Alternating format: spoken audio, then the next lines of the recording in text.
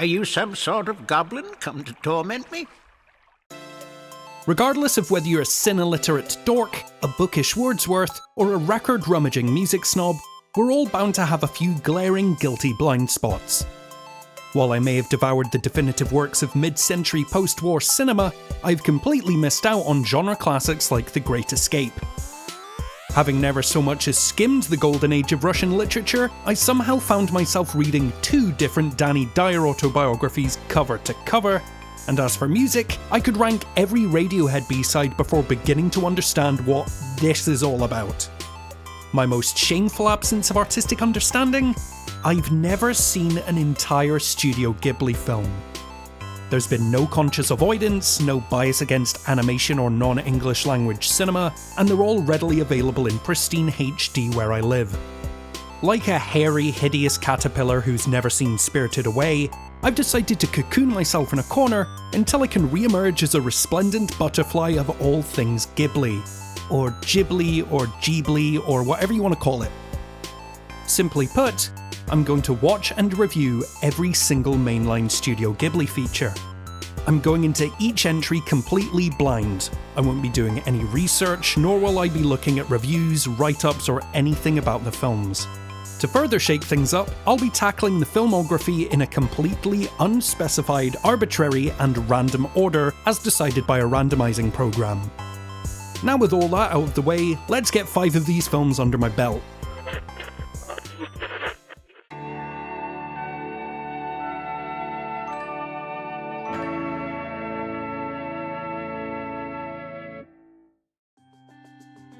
This big fuzzy ball of warmth, sibling love, and a cat that is also a bus was as good a start to this endeavour as I could have ever hoped for. My Neighbour Totoro follows Satsuki and Mei, 2 sisters exploring the wilds of their new country homestead as their mother recovers from a nondescript illness in a nearby hospital. As they potter about and play, they encounter a curious ensemble of spirit animals, including the titular lovable lump, Totoro! Everything unfolds with a quiet consideration and delicate restraint that I absolutely wasn't expecting.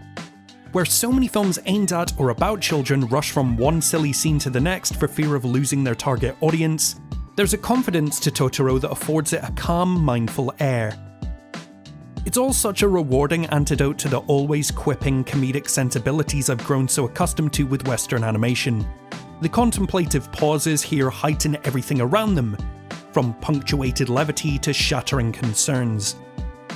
Our 2 central characters aren't wise beyond their years' witty reconstructions of nostalgia through a screenwriter's lens. They're boisterous, unpredictable, and wholly believable. I wasn't relating to Satsuki and Mei in the present tense. In the best possible way, I was engaging in a purely childish manner. The fear that my parents won't always be around, the desperation of losing your way in an unknown place, and the thrill of discovery, it all came flooding back with every outlandish encounter and sobering reality check.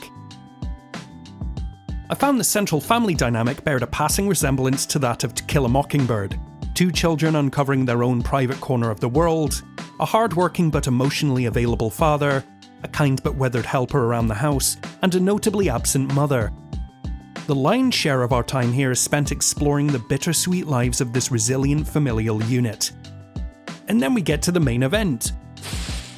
An instantly iconic rotund beast that left me swooning just about every time they lumbered into the frame or enjoyed a snoring slumber. Which isn't to say this magical tanuki cat can't be downright creepy when they set their mind to it. Whether or not Totoro is a product of Satsuki and Mei's collective imagination isn't really of any consequence. The adults listen to these stories of towering guardian creatures, dust bunnies, and impossibly adorable fellows attentively, and there's no sequence where they quash the outlandish tales of their children. No mean streak or down-to-earth deflation, just supportive, considerate parents who either believe their children without question or see no harm in their escapism. All told, My Neighbour Totoro feels like such a welcoming, rewarding entry point. I can't imagine a more lovely note to start things off on.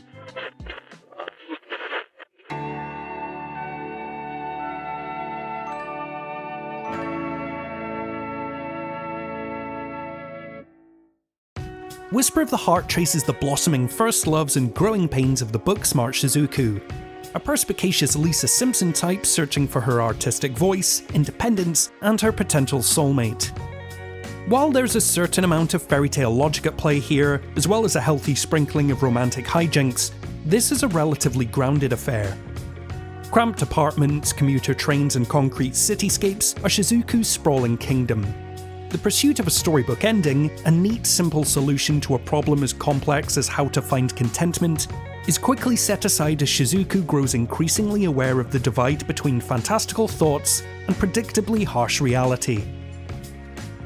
While that may seem heavy-going, Whisper of the Heart is effortlessly accessible and immediately appealing. From a tear-jerking rendition of Take Me Home Country Roads, to one of the most realistically moody cats to ever strut the screen, there's just so much here to pry a smile. Least of all the endearing parallels between Shizuku's self-reliant spirit and that of Roald Dahl's Matilda. Beyond this is a profound encapsulation of the young creative spirit, and the importance of accepting and encouraging these gifts. Once again, we have parents that, while displaying fair and measured concerns for their daughter's well-being, are wonderfully supportive.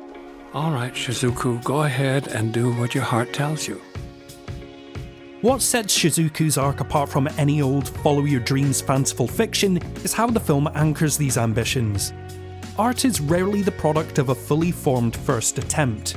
Revisions, constructive criticism, endless drafts, these are the stumbling lessons often left on the cutting room floor. Here, we're in amongst the toil and tribulations of a work in progress. As much as I thoroughly enjoyed my time here, I do have a few minor quibbles. A somewhat flabby middle section gives way to a rushed final act, and an ending so abrupt, when the credits began to roll, I checked to see if I'd accidentally skipped a scene. Also, while I'll never say no to Cary Elwes voicing a dapper magical cat, the fantasy sequences here felt somewhat superfluous. There's no denying it's all gorgeous to look at, but every time we retreated from reality, I was left wanting for the tangible emotional truths of the humdrum day-to-day. Having absorbed everything I know about Studio Ghibli's filmography through word of mouth, osmosis, and the thing I'm not ready to talk about yet, I had naively assumed that each entry would consist of gallant quests and curious creatures. Whisper of the Heart taught me otherwise, all the while melting the last ventricle of my frozen heart.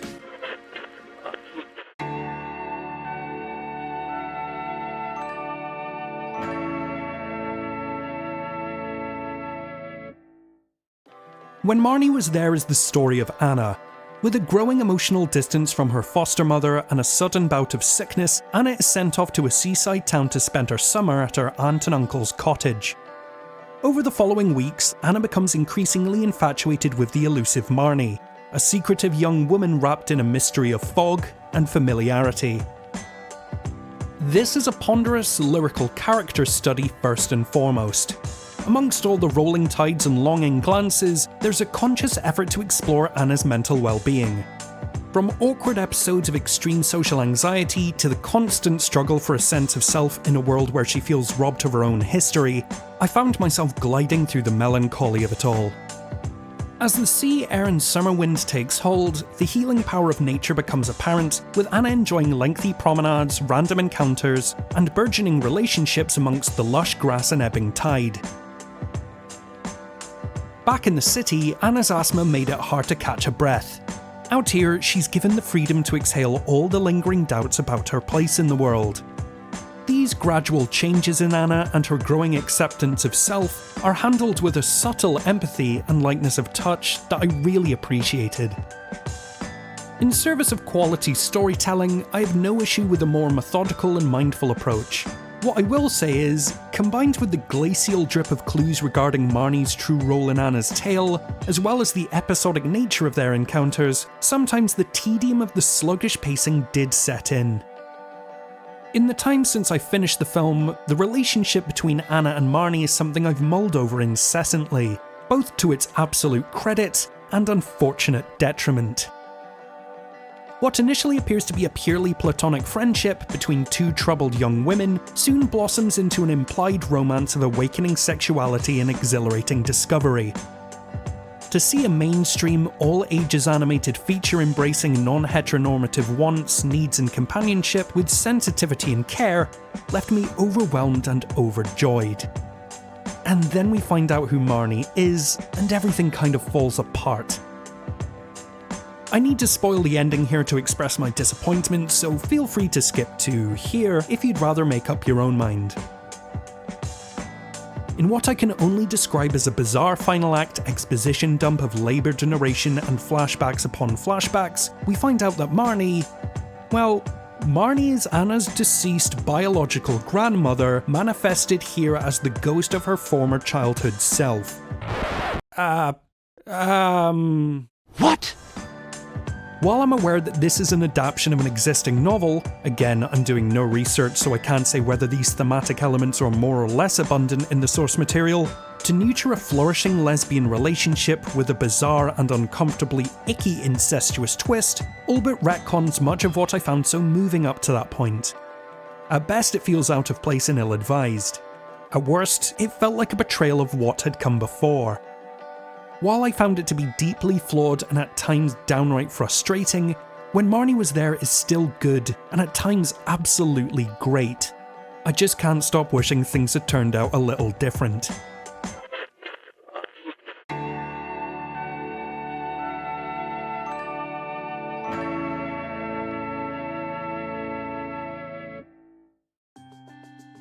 Castle in the Sky whisks us away on a merry journey through floating cities, sleepy towns, and glowing caves, as Patsu and Shita race to find a lost city in the sky known as Laputa.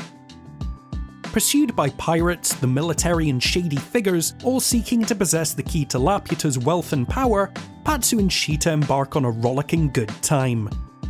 Here, we have an action-packed ride that harkens back to the weekly serials of yesteryear. There's a constant sense of perilous adventure throughout, in the same vein as Raiders of the Lost Ark or Romancing the Stone, albeit with all that Studio Ghibli shine.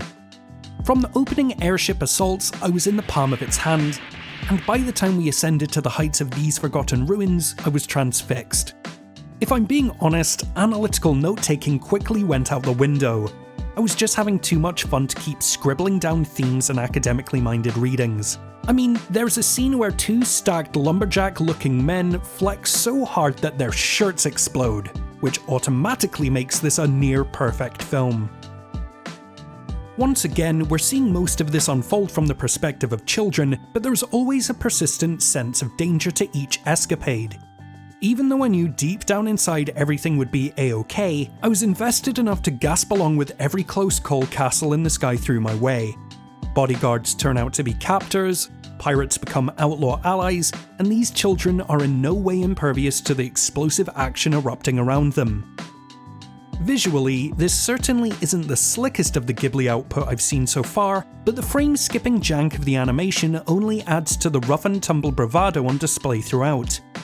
Robots lumber around under their own gigantic heft, there's a gleeful amount of shrapnel erupting from each set piece, and the illustrative style employed to denote flashbacks gives everything a tactile charm.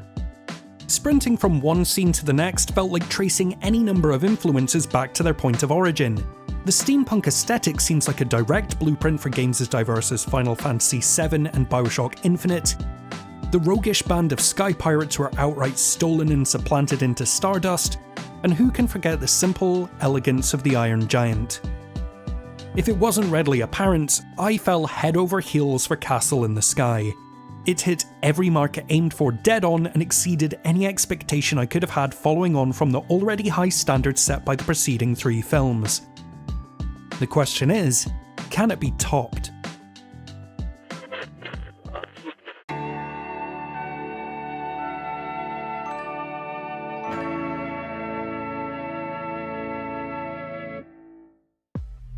The story of Princess Mononoke traces the heroic journey of Ashitaka.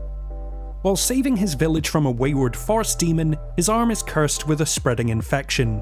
Tracing the origins of the creature westward in search of a cure, Ashitaka finds himself at the centre of a raging conflict between the industrious armies of Irontown, a quorum of forest gods, and the wolf-riding warrior San. While this is an achingly beautiful work, overflowing with levity and kindness, it doesn't shy away from the shadows. Through the dense forests and cliffside fortresses, there's a cruelty and elegance that permeates every facet of this world.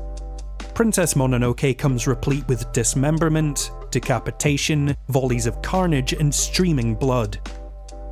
For a film so positively bursting with colour, creative design, and gorgeous detail, it usually isn't long until the violence intercedes in the momentary tranquility. The central conflict could oh so easily have been a trite retread of the environmental messaging found in the likes of Fern Gully, with the binary right of natural preservation and the wrongs of industrial encroachment hammered home without much in the way of tact. This is far more nuanced than simple answers to grand philosophical and moral questions. Trying to define anyone here as a textbook villain would require a gross oversimplification of their motivations, actions, and attributes.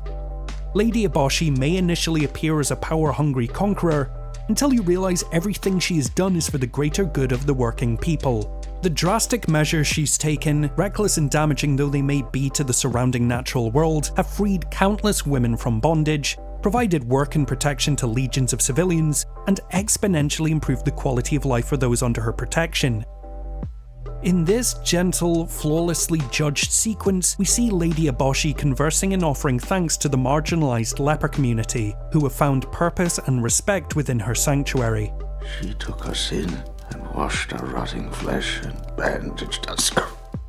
Irontown and Lady Eboshi represent industrialisation as a tool of progress and a weapon of mass destruction, both wielded by the same hand, with one merely the horrible byproduct of the other. The natural order of the organic world is also portrayed with a commendable depth and consideration. As San tends to Ashitaka's wounds, she feeds him like a bird nursing her young in one of the most heartfelt moments of the film. Tender moments such as these are frequently punctuated by scenes in which the forest and its animal inhabitants are depicted with the cruel barbarity and relentless savagery of the natural order. The capacity for good and evil is in everything all at once, with the balance constantly shifting between the two.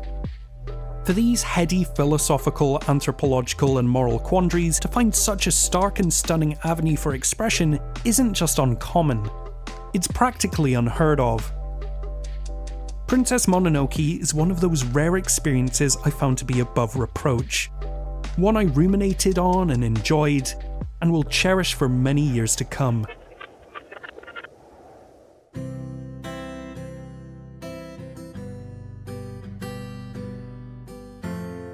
And that brings us to the end of our first installment of this series.